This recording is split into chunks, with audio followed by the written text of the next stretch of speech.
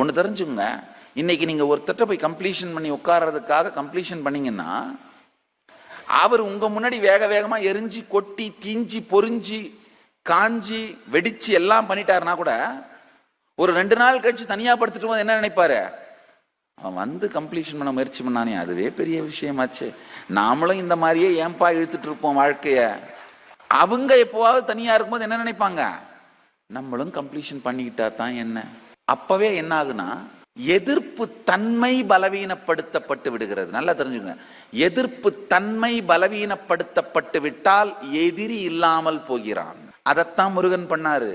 சூரபத்மனை எதிர்ப்பு தன்மையை அழித்து விட்டு மயிலாகவும் சேவற்கொடியாகவும் வகுந்து வச்சுக்கிறாரு. நீங்களும் உங்க முன்னாடி இருக்கவங்கலாம் எதிர்ப்பு தன்மையை பலவீனப்படுத்தினீங்கன்னா அவங்க சூரபத்மனா இல்லாம உங்களுக்கு மயிலாவும் சேவர் கொடியா